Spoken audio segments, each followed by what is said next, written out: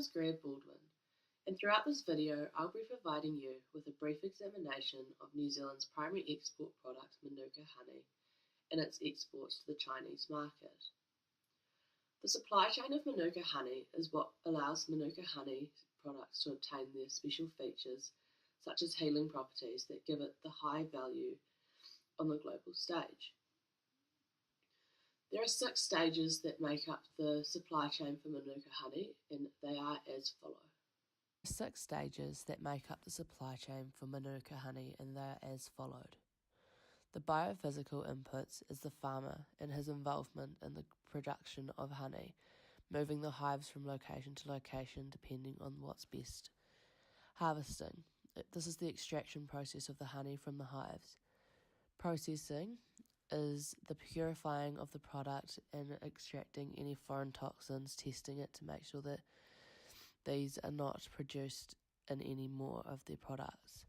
Export. Rules and regulations met around the labelling of products to China. Marketing. The marketing of products is to meet the China Free Trade Agreement and MPI labelling requirements. The consumer. The consumer is the final stage of production, and it is important that you are able to trace all products and helps to identify any fraudulent products which are being produced along the supply chain. I will be discussing 2 regulatory issues which research has shown to have played a large influential role in the quality and success of exportation of Manuka Honey to specifically China. Food standard regulations under the Processing Act.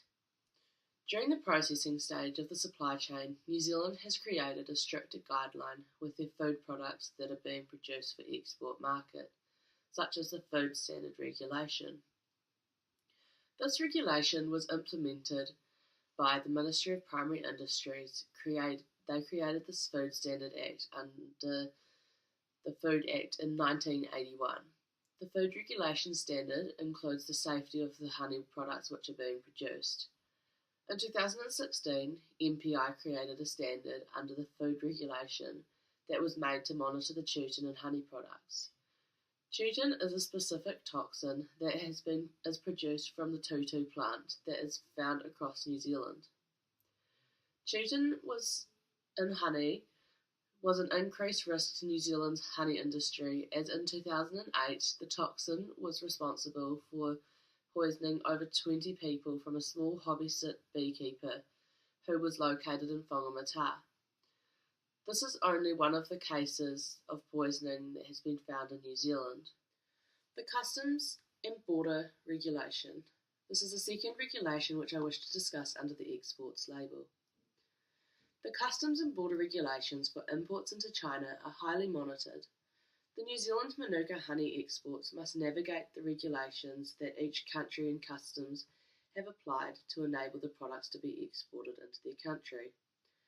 This is a result of many fraudulent products being produced and imported. These regulations have been strengthened due to the Chinese government monitoring the imports coming into their countries and having a strong relationship with the distributor to collect the correct certification to allow the products into the country. The certificates of origin that must be checked at the border are the customs declarations, sales contracts, bills of lading, commercial invoices, packing lines. Products that are entering the Chinese market are not required to hold an import license if they have been registered with the Chinese Ministry of Commerce. Because of the increased tariffs on China from the US after Donald Trump's election, it is likely that there will be an impact on New Zealand's exports to China. However, New Zealand and China currently hold a 0% tariff on honey products. As a result of both of these regulations, labelling is an important factor that comes under both of them. For your honey product to be exported, you must have a label that is easy to read, be written in English, have statements which are truthful, accurate, and do not mislead the customers, able to be proven meaningful to customers. You must also contain a best before date, the name and physical address of your New Zealand or Australian business, storage use instructions, the floral type, whether it's Manuka or clover, lot batch identification. The amount of food in kgs or grams must be stated in 2mm text or bigger. As it is very important that the labelling of food products is maintained through all of the industry, MPI has created a checklist for honey, and this identifies the different things that must be stated on the food product if it is to be exported or sold within or outside New Zealand. I hope that this video has allowed you to grasp a deeper understanding about the supply chain for Manuka honey and some of the advantages and disadvantages that occur along the supply chain, such as putting a stop to the tuition in honey and fraudulent products.